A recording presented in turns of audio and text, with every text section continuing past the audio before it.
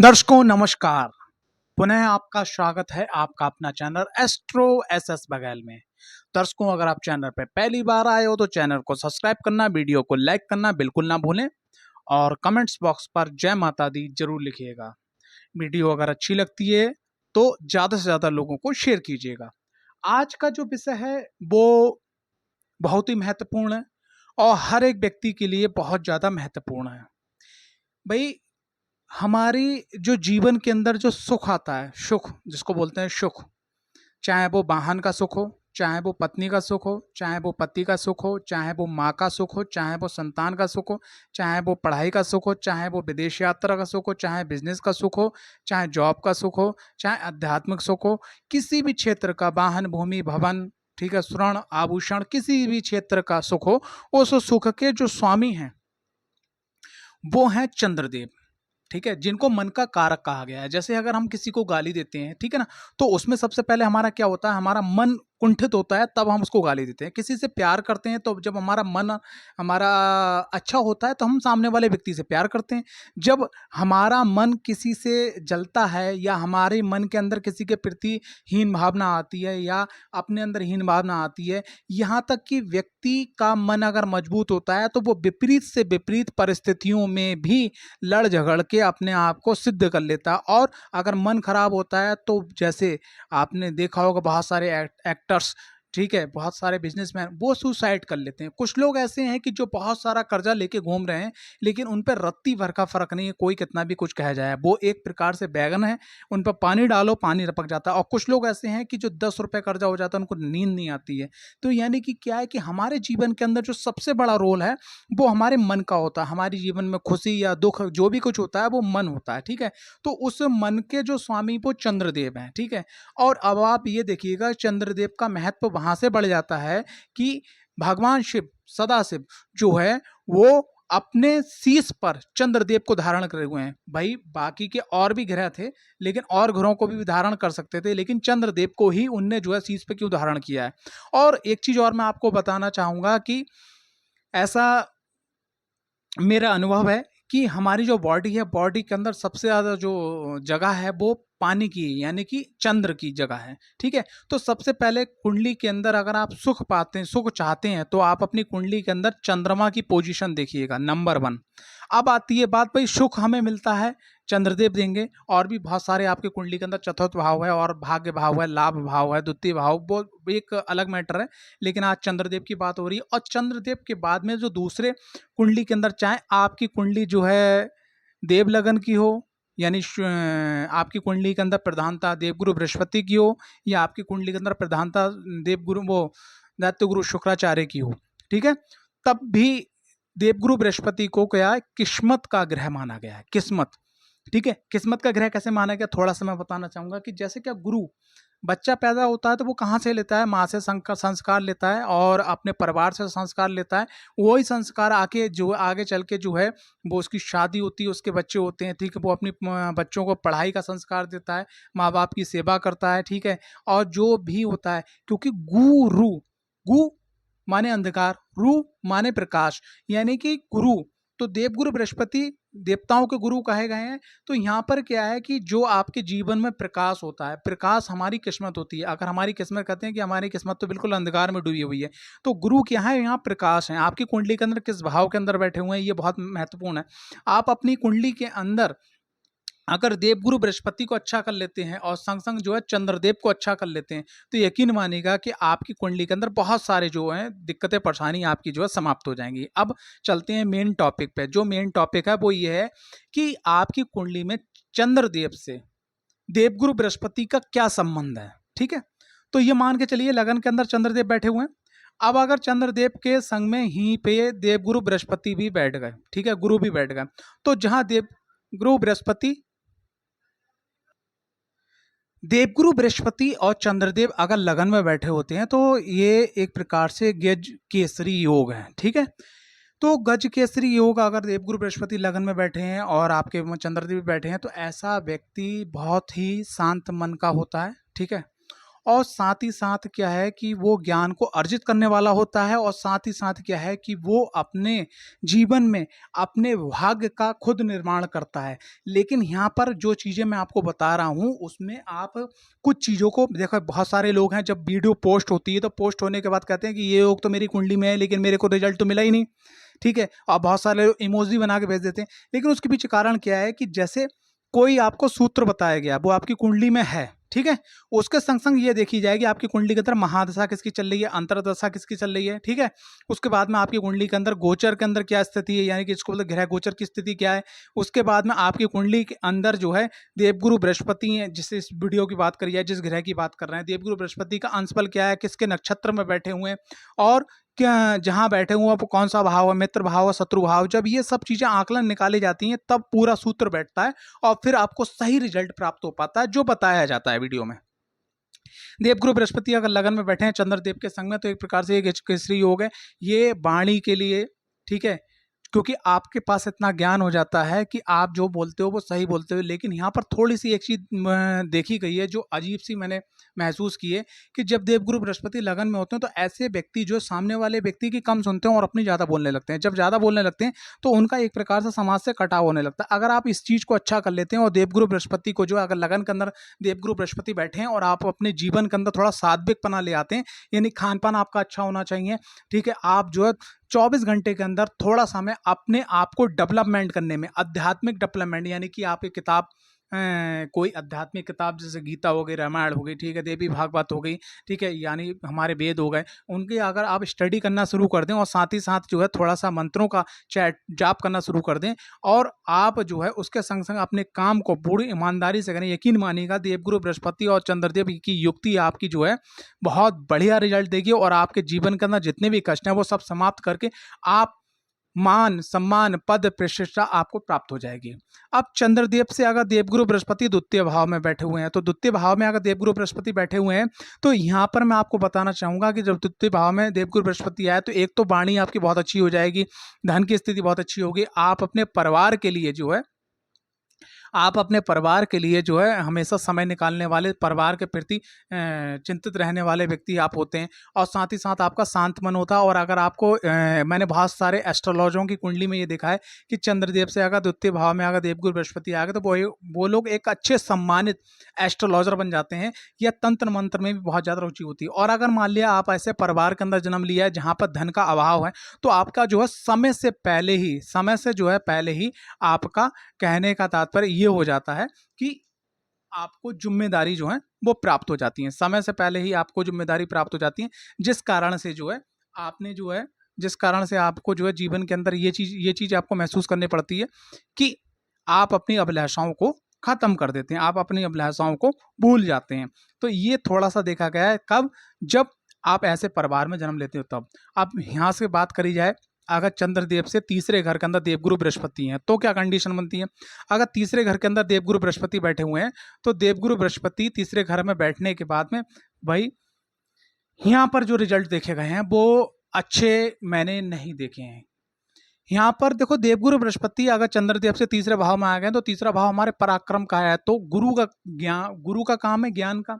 तो यहाँ पर क्या है कि आपको छोटे भाई बहनों की जिम्मेदारी उठानी पड़ती है, ठीक है, और छोटे भाई बहनों से आपको संबंध अच्छे रखने पड़ते हैं एनी हाउ कंडीशन में, मैंने देखा गया है। और उसके संग संग क्या है आपको समय से पहले आपको जिम्मेदारी लेनी होती है। कभी कभी क्या होता है कि शिक्षा को लेकर आपके बहुत जीवन में अड़चनें आती हैं, या कोई भी आप स्टडी या कोई भी कोर्स आप करने जाते हो उसमें कुछ ना कुछ दिक्कत परेशानी आपके संग में देखी गई हैं।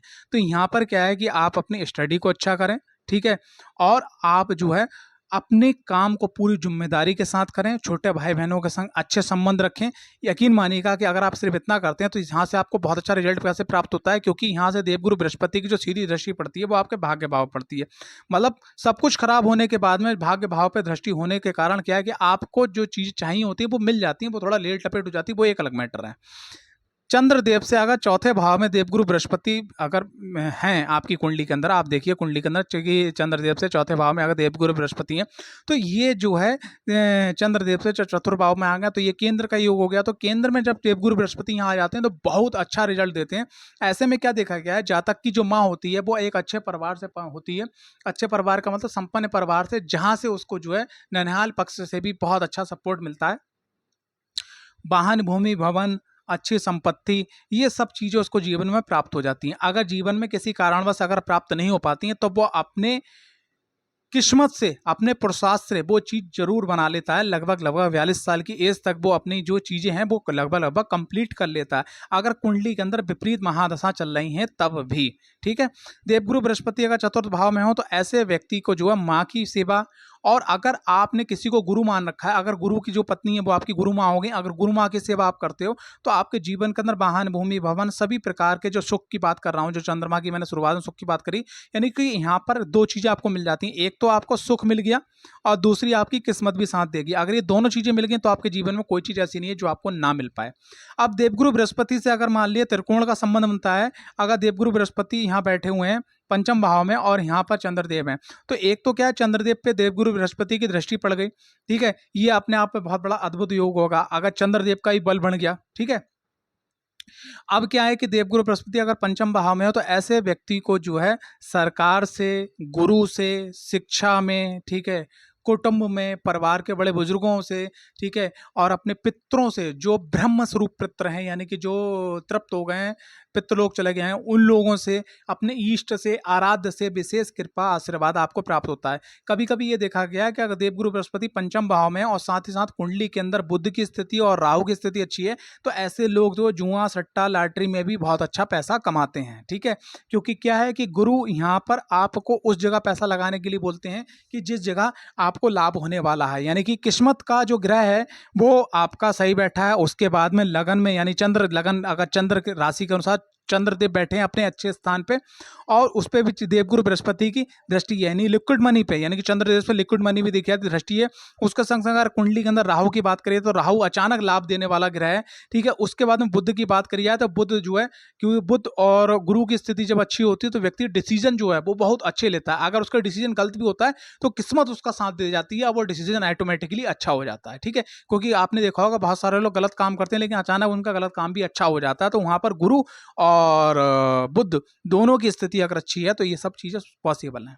अब बात करी जाए कि अगर छठे भाव, यानी कि ये त्रिक भाव है, ये छठा भाव, अष्टम भाव, 12वां भाव त्रिक भाव है। ठीक है, तो अगर छठे भाव के अंदर अगर देवगुरु बृहस्पति हैं तो यहाँ क्या रिजल्ट होंगे। देखो, देवगुरु बृहस्पति अगर छठे भाव में है तो यहाँ पर क्या, देवगुरु बृहस्पति एक बहुत ही सर्वाधिक शुभ ग्रह है।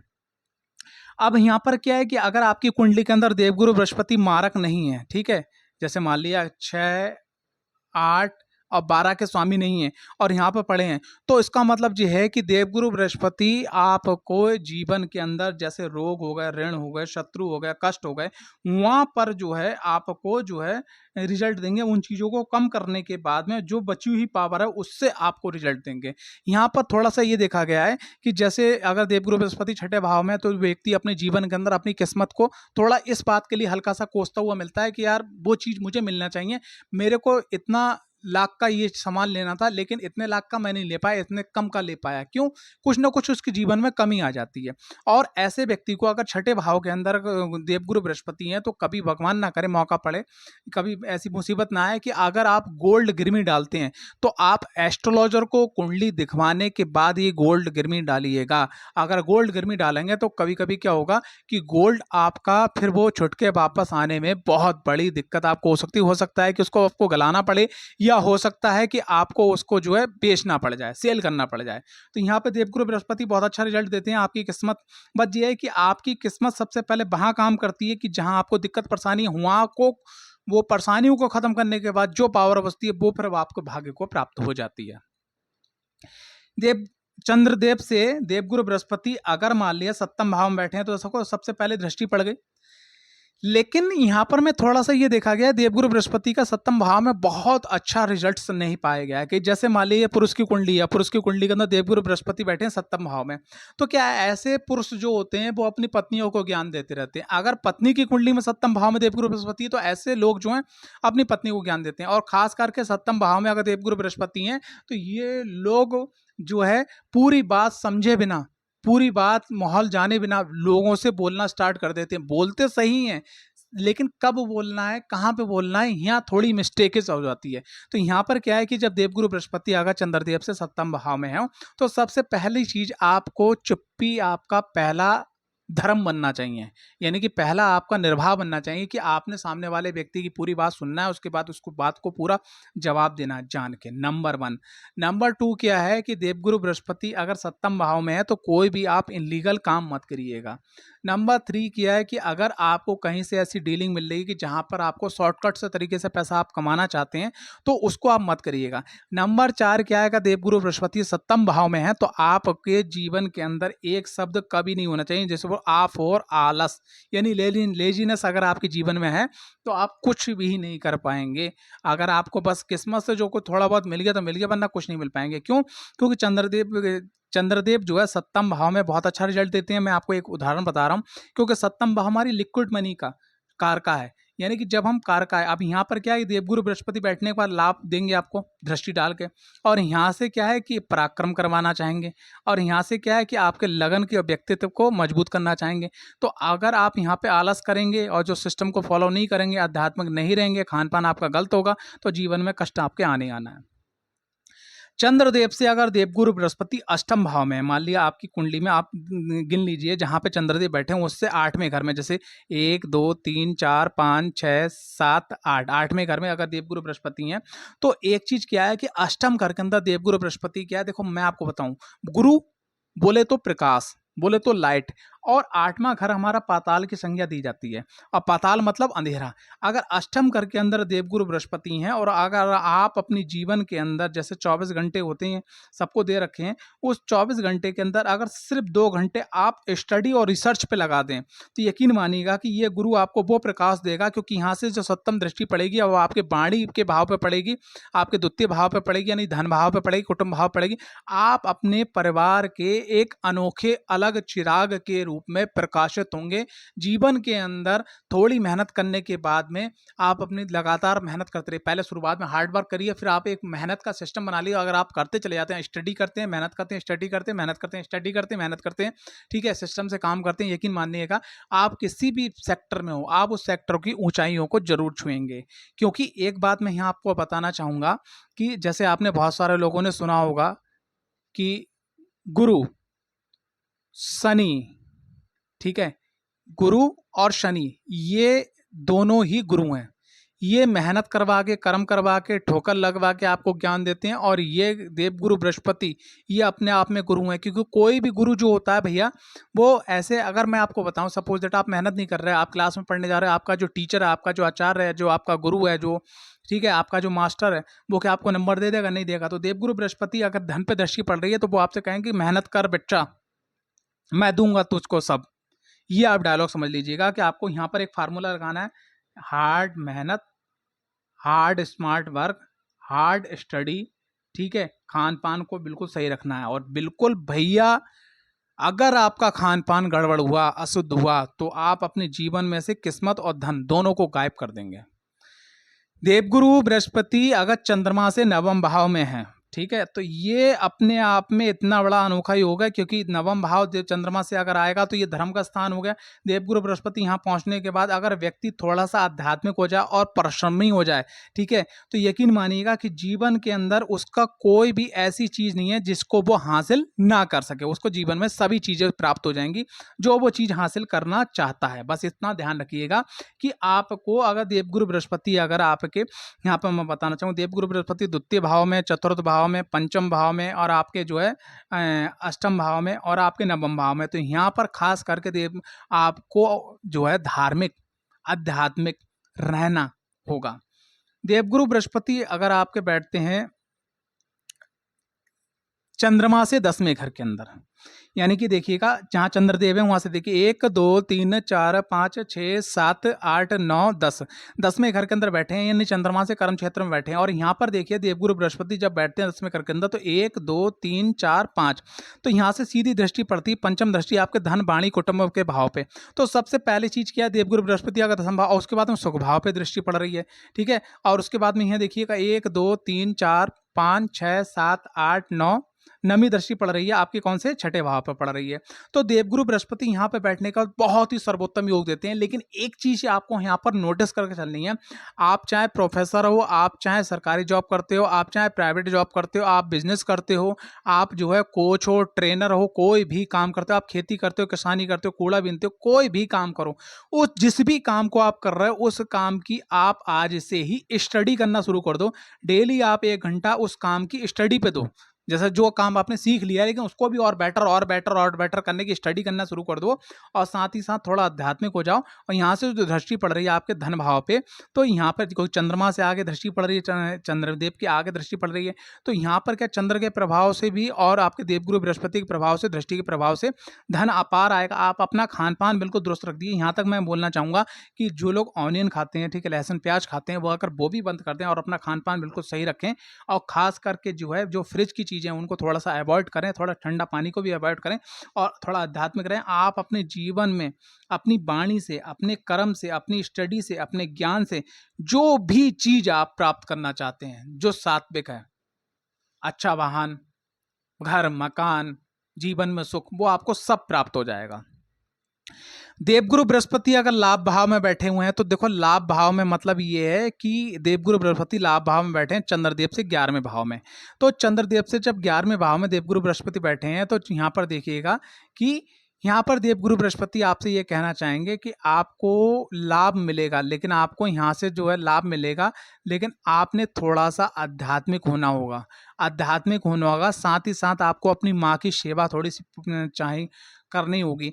अगर ये सिर्फ अब 2 काम आप करते हो, आध्यात्मिक होते हो, माँ की थोड़ी सेवा करते हो, अगर माँ नहीं है माँ तो लेडीज की सेवा करते हो, साथ ही साथ क्या आप अपनी कुंडली के अंदर जो चंद्रदेव हैं उन चंद्रदेव को, क्योंकि ये जो स्थान है 11वां स्थान एक प्रकार से लक्ष्मी माता का भी स्थान माना जाता है, जिस प्रकार से दूसरा और आपका क्या बोलते हैं 11वां और चौथा स्थान खास करके महालक्ष्मी माता से प्रभावित माना जाता है। तो यहाँ पर मैं आपको एक चीज़ बताना चाहूँगा, जो ये मेरा अनुभव है जो आपसे मैं शेयर कर रहा हूँ। यहाँ पर देवगुरु बृहस्पति को मजबूत करने के लिए आपको आध्यात्मिक होना होगा, नंबर 2 माँ की थोड़ा सेवा का ध्यान रखना होगा, ठीक है, चंद्रदेव आपकी कुंडली में उसको मजबूत करना होगा, और साथ ही साथ आपको कर्म करते रहना होगा, मेहनत करते रहनी होगी। यकीन मानिएगा अगर आप ये करते हैं जीवन के अंदर सभी प्रकार के सुख आपको प्राप्त हो जाएंगे। साथ ही साथ यहाँ पर कुछ आपको सावधानी रखनी होगी कि अगर आपके बड़े भाई बहन है तो उनसे आप अपने संबंध अच्छे रखिएगा, ठीक है। खास करके आप अपने पैरों को जो है बिल्कुल साफ रखिएगा। बहुत सारे लोग होते हैं जो नेल्स होते हैं, नाखून होते हैं पैर के, उनके मतलब 2-2 4-4 महीने हो जाते हैं, उनको सफा नहीं करते, काटते नहीं है, उनको आपको सफा रखना होगा। और आपके खास करके जो जूते हैं, सॉक्स हैं, मोजे हैं, उनको भी आपको सफा रखना होगा।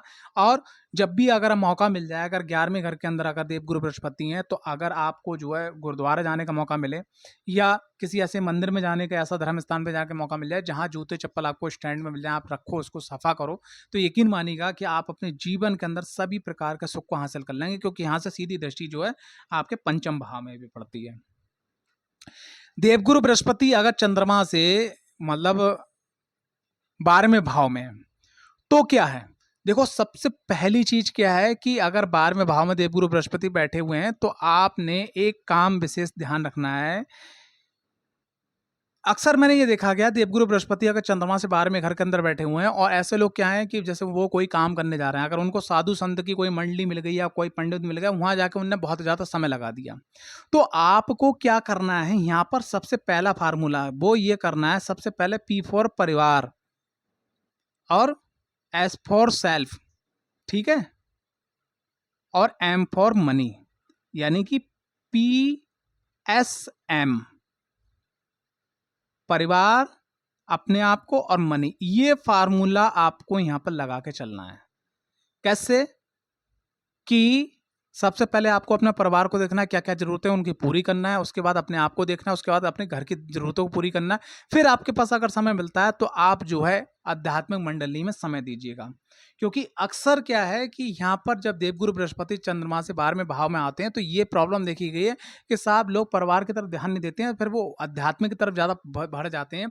तो ये चीज़ आप देखिएगा कि भगवान ने 4 चरण बनाए, ठीक है? धर्म, अर्थ, काम, मोक्ष, सभी बनाए ना। अब अगर मान लिया धर्म ही धर्म आप करते रहोगे, अर्थ अर्जित नहीं करोगे, काम करोगे नहीं, मोक्ष आपको कैसे मिल जाएगा? तो यहाँ पर क्या है कि लोग जो धर्म की तरफ भाग खड़े होते हैं, लेकिन वो अब बाकी जिम्मेदारियों से हट जाते हैं। तो इसलिए यहाँ पर आपको ये पहला ध्यान रखना है। दूसरी चीज क्या है कि ऐसे व्यक्ति को कभी भी किसी पंडित की, किसी भी एस्ट्रोलॉजर की, ओझा तांत्रिक या किसी भी ओझा, किसी की भी जो धार्मिक कृत्य करते हों, उनकी कभी अवहेलना नहीं करना चाहिए। इसके साथ ही साथ क्या है कि अगर आपकी कुंडली के अंदर 12वें भाव के अंदर देवगुरु बृहस्पति उनकी महादशा चल रही है, अंतरदशा चल रही, तो आप अपनी कुंडली का विश्लेषण अध्ययन जरूर करवाइएगा। खासकर यहाँ देखा गया है कि लोग अपने गलत डिसीजन के कारण क्या अपने जीवन में बहुत सारे कष्टों को उतार लेते हैं। कारण क्या है कि देवगुरु बृहस्पति यहाँ पे 12वें घर में बैठने के बाद में आपको अध्यात्म की तरफ खींचते हैं, अच्छी बात है। लेकिन अगर देवगुरु बृहस्पति, अगर आप आध्यात्मिक नहीं होते हैं, अगर आपके गलत कृत रहते हैं, तो यहाँ पर क्या है कि जो 12वां घर है वो हमारा अस्पताल के लिए है।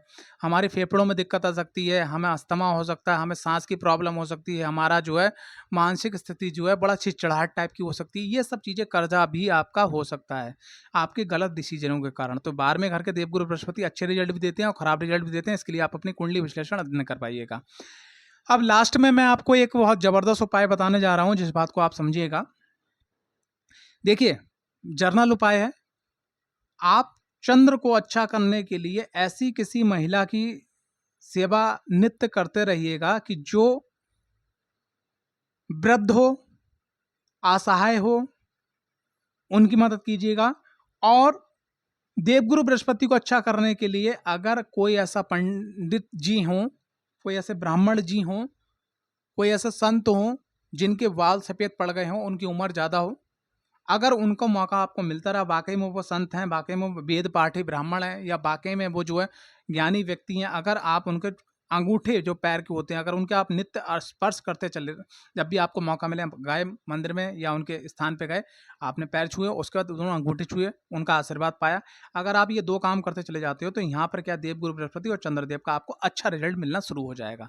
वाकई अगर आप चाहते हैं कि आपको बहुत अच्छा रिजल्ट मिले, आपकी किस्मत आपका साथ दे, आपके जीवन में सभी प्रकार के सुख आपको प्राप्त हों, तो उसके लिए आप हमारा जो डिस्क्रिप्शन में व्हाट्सएप नंबर है उस पर आप संपर्क कर सकते हैं, अपना अपॉइंटमेंट बुक करवाएं और अपने जीवन में सुख और किस्मत दोनों का सहयोग पाएं।